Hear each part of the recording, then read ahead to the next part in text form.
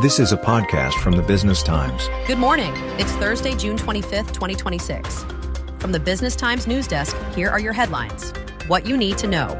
3 international criminal court judges sue President Trump over sanctions, saying the measures amount to what they call a financial death penalty. A 6.9 magnitude earthquake strikes northern Japan this morning. Shinkansen services suspended, no casualties reported. Oil falls to its lowest since the war began as more tankers prepare to exit the Strait of Hormuz. In the region, Japan was struck by a magnitude 6.9 earthquake this morning off Iwate Prefecture on the main island of Honshu. The quake was felt hundreds of kilometers away in Tokyo. Japan's meteorological agency issued no tsunami warning, and no casualties have been reported. Some Shinkansen bullet train services have been suspended as a precaution. The Negri-Sembilan royal succession dispute has escalated sharply.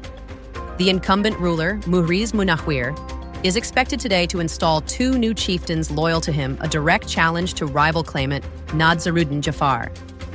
The move comes amid a months-long palace crisis that has already derailed the state's scheduled conference of rulers and cast doubt over its August election.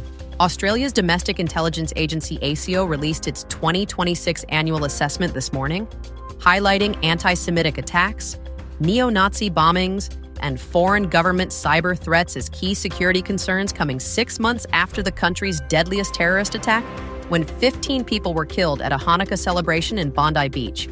In world news, 3 international criminal court judges filed a lawsuit in Manhattan yesterday against President Trump and his administration, challenging sanctions imposed on them last year.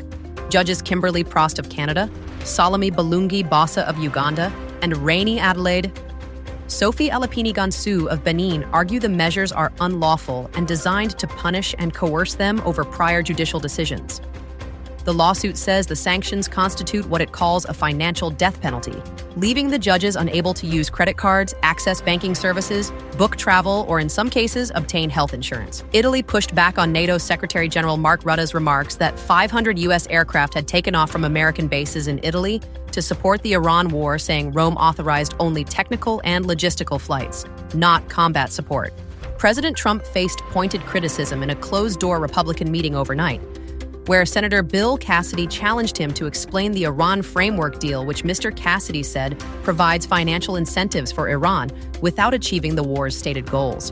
In Singapore, Singapore's Economic Strategy Review Committees released their final report yesterday, outlining strategies to support workers through retrenchment, accelerate AI adoption, and develop new engines of economic growth. The report concludes Singapore must move faster to adapt to a fundamentally changed global environment to sustain growth and rising living standards. In companies and markets, oil fell to its lowest level since the war began as more stranded tankers prepared to exit the Strait of Hormuz. President Trump said overnight that Iran had confirmed no transit tolls would be charged. Brent crude held near recent lows. Gold extended losses, falling to $4,087 an ounce, its lowest since June 11th, as a stronger dollar and hawkish Fed expectations weighed on the metal. Asian markets rose this morning, with the MSCI Asia Pacific Index climbing 0.8% after Tuesday's sharp sell-off. South Korea's Kospi gained more than 3% after its 10% drop the previous session. Airlines globally continued to rally on falling fuel costs, with the S&P Passenger Airlines Index up 5.2% overnight.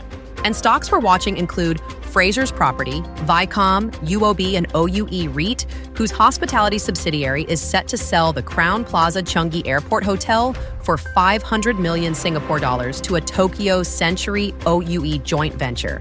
For updates throughout your day, visit bt.sg. And don't forget to check in with our wrap podcast, Market Focus Daily, at 6 this evening for the day's market movements. This is a podcast by the Business Times. Find more BT podcasts at businesstimes.com.sg/podcasts or wherever you get your podcasts.